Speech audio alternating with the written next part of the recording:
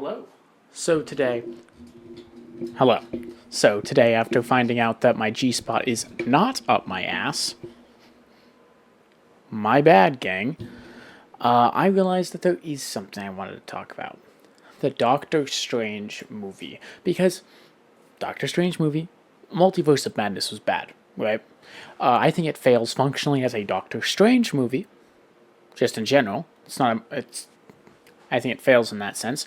But we're going to talk about the first one first. Because I also think that's bad. I think it's ass. And here we are. Because I like the story. I think it is a great origin story for Doctor Strange, actually. The problem is just everything else. Because while the movie itself is good, everything else about this movie really isn't. I want you to tell me one spell they cast. I'll wait. They don't, by the way. They really just don't cast spells, right? And my problem with this is all the spells in this movie are replaced with that's a shield, instead of actually casting the shield of the Seraphim. There's no casting for the portal, it's just a sling ring. And I'm pretty sure sling rings are in the comics, but they only help. You don't need a sling ring to open a portal. There are spells for that. Sling rings just help. I am pretty sure. I'm pretty damn sure. You know what? Give me a second.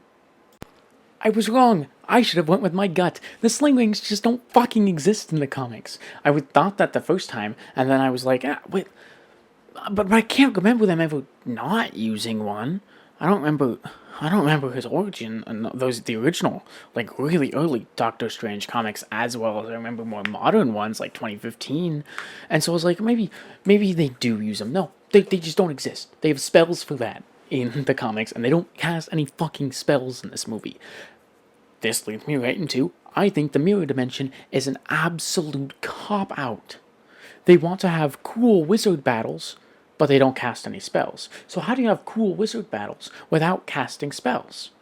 And while keeping all the wizards hidden, and like, oh, people don't know about the wizards and the magic yet. How do we make that work in the Marvel Universe? Well, every fight happens in an alternate universe where as much destruction can happen as possible, and without any repercussions or anything that affects the greater world, and all the fights do consist of just, I made an energy weapon out of geometry by moving my fingers like this, and now it's a shield, and now it's a sword, and then I didn't even make a weapon, I just went, and now it's a whip. And I do know you can make a whip like that in the comics with energy, but the fact that they don't have any spells at all, and everything they do is like that. Doctor Strange makes two small shields instead of casting a shield. The shield of the Seraphim, that's what it is. It drives me insane. There's no holy host of Haggoth. There's no... I don't know. It just feels like a huge cop-out to have the mirror dimension act in such a way instead of being its own dimension with its own magic, because that's typically how it works, right? In the Doctor Strange comics, each dimension has its own magic and, like, sources of magic, and so if you are... There's a great one, Death of Doctor Strange... Not Death of Doctor... After Death of Doctor Strange, where Doctor Strange dies, all spoilers for things that happen in the comics, Clea takes over as Sorceress Supreme of Earth for a little bit while Strange is dead. And so in order to do that, she's of the Faltine. She's from the Dark Dimension. So she has trouble using her magic. Dark Dimension magic doesn't work as well in Earth. And on Earth, she has to use her Earth magic, but since she's from the Dark Dimension, it's harder to use the Earth magic. And it's cool, and it plays, and there's so many mechanics with it, and they don't do it. The Mirror Dimensions is just this other place where they can have as many fight scenes as they want without causing any harm, without any repercussions. Stupid. It's dumb. It's so dumb. Like, it's... Oh my god, it's so dumb. And then on top of that, all of that aside, they butchered the Cloak of Levitation and the Eye of Agamotto. They gave the Cloak of Levitation a little more personality than it's shown to have in the comics, and you know what? I don't hate that. But, typically, like, it has a special relationship with Strange itself in the comics, more so than it did the other Sorcerers Supreme. Sorcerer Supremes of the past. But the problem with how they handled it is it's not something that is unique to the Sorcerer Supreme. It's not the Sorcerer Supreme who has this, and this is a magic artifact that is of great importance and strength and is only given to the Sorcerer Supreme. It's just another relic. It's just any old thing that's just kept in the Sanctum Sanctorum. It's just any old thing. I also think the Sanctum... Actually, you know what? The way they did the Sanctums, if that's how they had to do it to fit it within the Marvel Universe that they had already created, you know what? That's fine. I can live with the Sanctum Sanctorum not being Doctor Strange's house beforehand, like, because the Ancient One sends him there, and then he lives there, and he makes that the Sanctum Sanctorum. If it already exists and he inhabits it once he's the Sorcerer Supreme, I can live with that. But, whatever. Hold up. I have a list of things I want to talk about. Eye of Agamotto. The Eye of Agamotto, you know how I said, oh, it's not a great magical artifact, magic item that is unique to the Sorcerer Supreme, and if someone lost title of Sorcerer Supreme, it would go to them.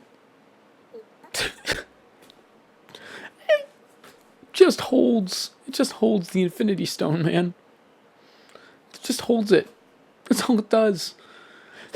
In fact, the only spell I ever see him use is to open the Eye of Agamotto. And back to the no spells thing, because I know people are going to say, well, what about the spell circlets on his arm when he does the time stuff? Yeah, well, those spell circlets are for opening the Eye of Agamotto, because Thanos does almost everything but the time loop that Strange does with the time stone. And you know how he does it? He just activate, turn, activate, use it, activate, slow thing down, you just activate it. There's no spell circles on Thanos' arm when he does it, which means doing those things does not constitute a spell.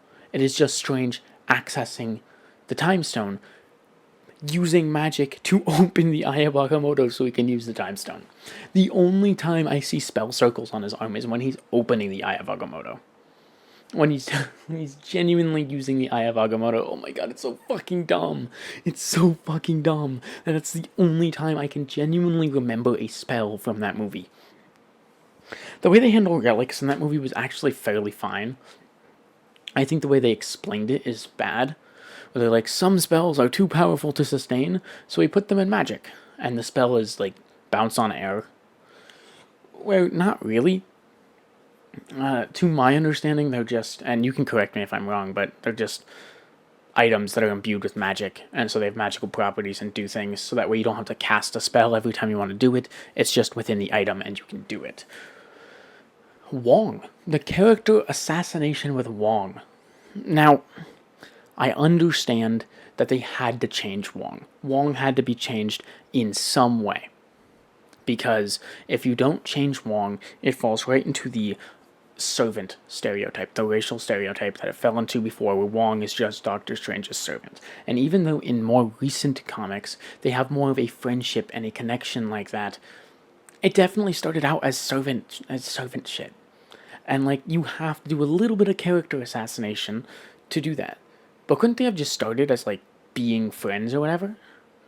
They seem like they really dislike each other. Like, Wong does not like Doctor Strange that much when they meet. He's always stealing books from the library. They're not good friends. And then in No Way Home, when they're seen, like, afterwards, and Sorcerer Supreme has passed over, they seem petty to each other, and they don't like each other. I don't know. I've never seen those two in the same room in either of those two films and went, they're good friends. I've never done it. And that's huge character assassination. I also think the way he acts as a character is completely different. If you showed me Wong in the comics, and then showed me Wong in the movie, just how he acts and how he's characterized, I wouldn't, and like you cut out their names, and I was like, are these the same character? I'd probably say no. It's completely different character. And on one hand, I understand you kind of had to do it so he doesn't fall into that servant racial stereotype. With like, because that was a big stereotype with people. And what are the words I'm trying to say? In that time period, racial stereotype that was used in a lot of movies and entertainment. And you kind of have to move away with that. You have to. But at the same time, yikes, I guess. Because I don't even think it constitutes the same character. They act so much differently. Their relationship is so different. And speaking of different relationship, Mordo. Where's Mordo? What?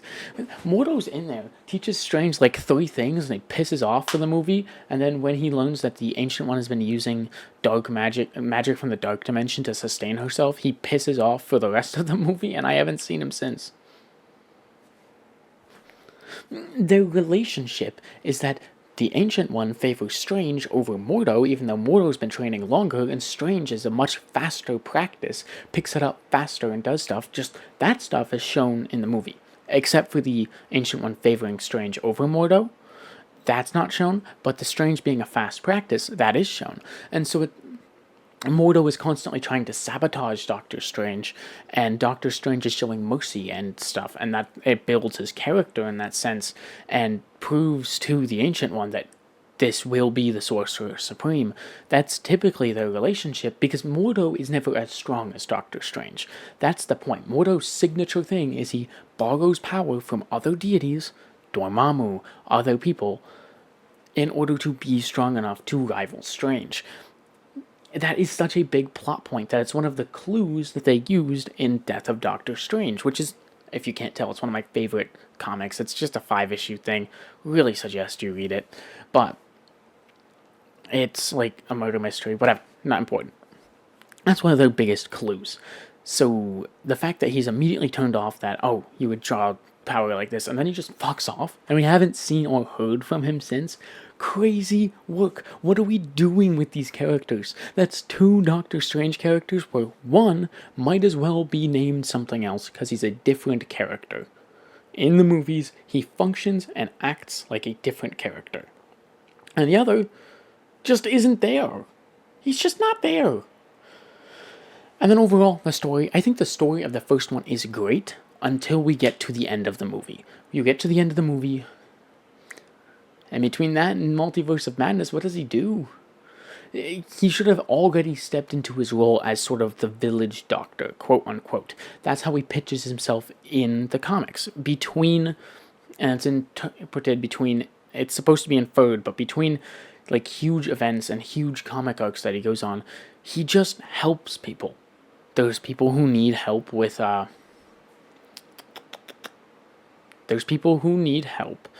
with magic problems. He does it. Like the 2015 Doctor Strange arc opens with him in someone's house exorcising soul eaters out of someone's child, and then he doesn't offer payment for it.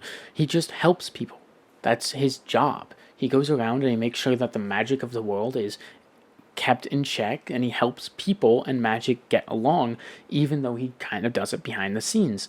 And he hasn't stepped into that role yet, and I'm very concerned because we went from a good origin story into a good first adventure, because you can't have him be a house doctor right out the gate, because it's just not going to work as a narrative story. As a compelling story, Dormammu's a great first villain. I think that all of that was great. He should have settled into it afterwards. They didn't. Weird. Then he went on a multiversal adventure with the Darkhold, killing Wanda and destroying the Darkhold, which, no, Wanda is supposed to, at some point, like, become the Darkhold and shit like that, and there's huge magic implications that come from that. The magic side of Marvel in the MCU, I think, is weird, and I think even if it's not like one-to-one story beats from the comics, it's an interpretation of those. You should at least hit the major things. Like, the characterization should be similar, and like huge events in their lives should be similar, because after Multiverse of Madness, he meets Clea, goes to the Dark Dimension. At least that's what I'm like 100% certain that's what happens. If someone corrects me, I will be baffled. Baffled. I cannot even can't fathom that. But my point is, when's he going to settle down and be a house doctor? That should have been a while ago. Should have been a while ago. It's pretty much too late for him to do that unless something huge changes in his mind and how he views himself and how he should use his magic. Because he's only gone on grand adventures. There's nothing small that happened in between. You know what would have been fire? Doctor Strange TV show, where he's just doing that. He's just being the doctor, because he's a doctor. He's just being a doctor, and like each episode is something else. And you could have introduced Zelma Stanley there instead of in Ironheart, and then she reoccurs in Ironheart, making that connection. That would have been cool. Or appears in Ironheart first, then in the Doctor Strange show. That would have been cool. I would have watched that shit. It might have been ass, but I would have watched it because that's my favorite character. Because today he's my favorite. Sometimes, and depending on what I'm talking about and what I'm reading, it goes between him being my favorite and Spider-Man being my favorite. But today, standing in it, he's mine. He's my favorite and probably will be for the rest of the week. Unless these next 2 issues of Death Spiral are really good. I missed last week's because it was all sold out. So I finally got them both. And I'm about to read them after this. But that's not the point. And then, because we're talking about the end of Multiverse of Madness, and this is the last thing I have to talk about, he opens his third eye. CGI aside, whatever you think about the CGI, I don't care. How is that a bad thing? Like, it comes from the Darkhold? Question mark? Because the other Strange that used the Darkhold had a third eye? That's like a... He's just supposed to have that, man. I don't know what to tell you. He's just supposed to have that. That's just supposed to be fundamental to him. You open your third eye and it lets him see the astral plane. That's a pretty big, important thing. I don't know how he's been doing everything without being able to see the astral plane. Without being able to see magic. Because it's how we can see magic and magical creatures that are not visible to the naked eye. So, and why is that pitched as a bad thing? Why is he in excruciating pain when he opens it? That should have been one of the first things he learned. I just thought they didn't show it, like, physically because it would look weird, but they did. And it was kind of offered up as a bad thing. Huh? But yeah. And that's pretty much it. I mean, if you disagree with me, feel free to disagree with me. My biggest pet peeve is when someone dislikes the video, and I'm like, hey, comment, correct me if I'm wrong or whatever, and I say it multiple times in the video, and they don't comment. So if you're going to dislike the video and disagree with me, tell me why. Maybe I won't have any counter arguments for you. Maybe I just secede and say, fuck, man, I didn't even think about it like that. But I'd like to know. I like to hear. I read every comment. And I try my best to respond. Sometimes I don't. Sometimes I look at it and I go, what the fuck do I say? Like, someone said, fuck yeah, one time. And I'm like, what do I say to that? I think I ended up responding with, hell yeah, brother, or something like that. But, yeah. And if you're new here, most of my viewers aren't subscribed right now, so why don't you do me a little favor and hit that subscribe button, huh? But that's pretty much it from me. I'll see you later, kittens. What will